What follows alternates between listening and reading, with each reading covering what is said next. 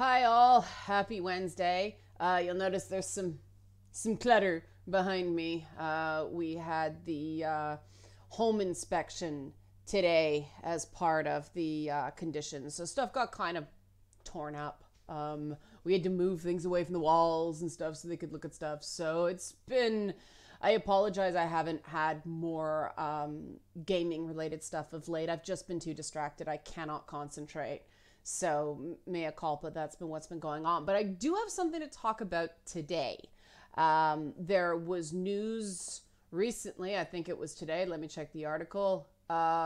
Yesterday, that Xbox is officially revealing the thing they kind of revealed at E3 2018, Project xCloud.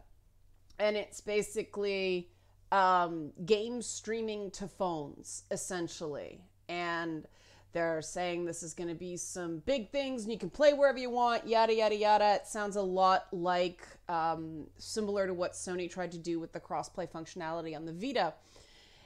And I am making this video because I am extremely skeptical, especially in Canada, where I live. I suspect we may not even get this service in Canada because we're a country of a lot of land and relatively few people, all spread out predominantly along the southern border. And that makes things like internet, high uploads and download speeds quite a premium.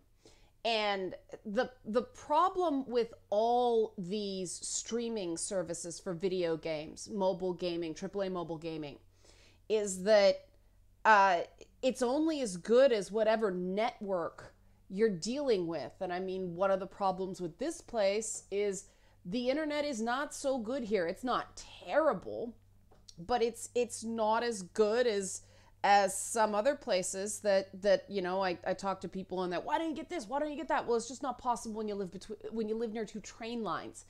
And this is the reality for more people than it isn't. Anybody who doesn't live in like a major urban center with top-notch internet is not going to get the most out of these streaming services. And that's always been the issue with this stuff. Now, they've gotten much, much better at optimizing streaming services. I mean, especially with multiplayer stuff. A friend of mine is playing right now on an absolutely garbage internet connection, but she can still play Destiny. But for something like this, like they have solved a lot of problems. They've solved the control issue by just you plug your phone into an Xbox controller. But if you're doing truly portable gaming, that means you have to carry an Xbox controller with you everywhere you go. Not the biggest deal, right? That's not the biggest deal. It's a neat idea. I still think, though, that we are a decade away from this truly being viable for the majority of gamers, just because the public infrastructure, the internet, the pipes that all the data goes through, internet and cellular, have not kept pace with what the technology can do had that be better. And it was supposed to be a mandate. One of the things the UN shifted to was the idea of internet, broadband as a human right.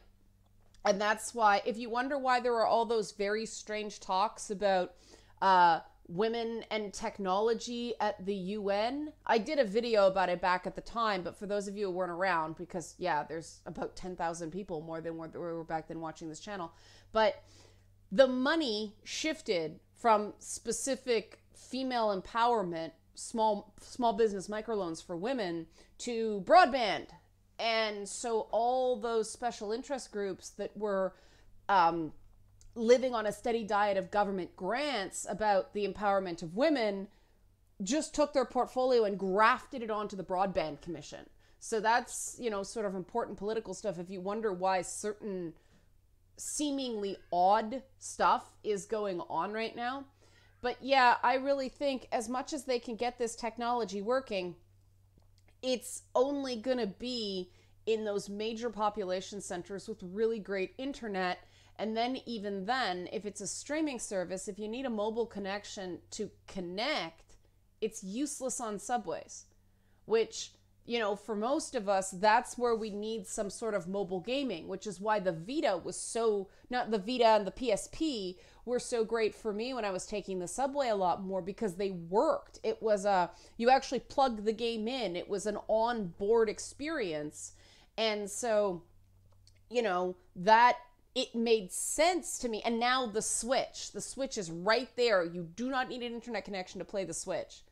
So my question with this Microsoft project xCloud, unless you are a Microsoft exclusives diehard, meaning you're still a Halo fan or a Gears of War fan, most of the games you would buy on Xbox and stream, likely for an additional fee before after the beta period, the introductory period.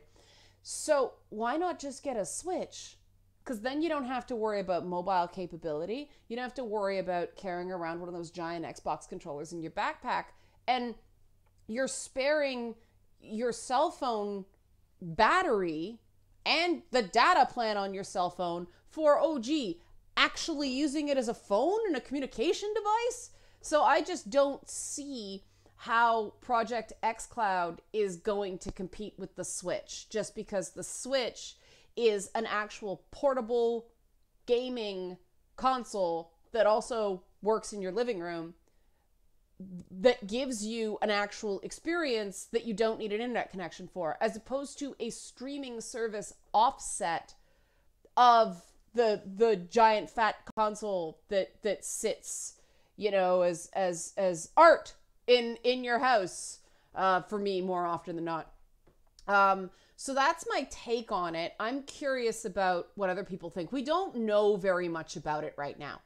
So it's really difficult. We know it's going to be 4G minimum, 5G. It's going to use the Azure cloud. It's, they claim they're going to address the latency issue, but when you're running on 5G, you're running on a mobile network, and that means people's data plans. I know in the US, everything's unlimited. Up here in Canada, we don't have unlimited data plans.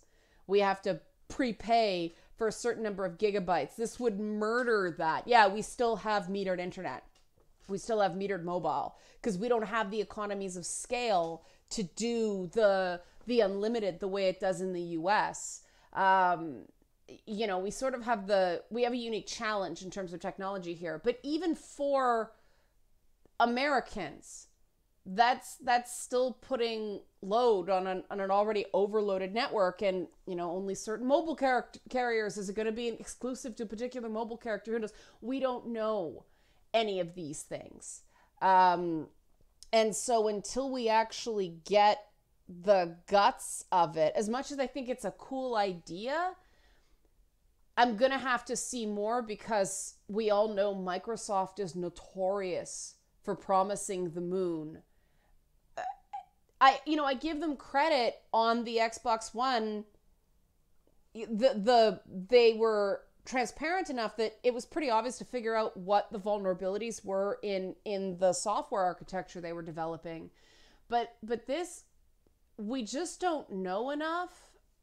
And the stuff we do know really relies on a lot of variables that are going to vary wildly market to market, and Xbox doesn't have a lot of control over. So if you like this sort of stuff, help support this channel, become a monthly patron, patreon.com/LeannaK. I'm going to cut this short today because I don't need to go on more. This is a fairly simple thing. Let me know what you think. Is this something you're going to use?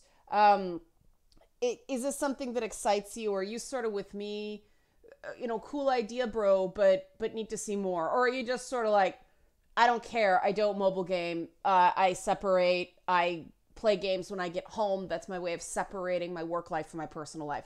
Let me know what your gaming habits are. Thanks very much, and thanks for watching.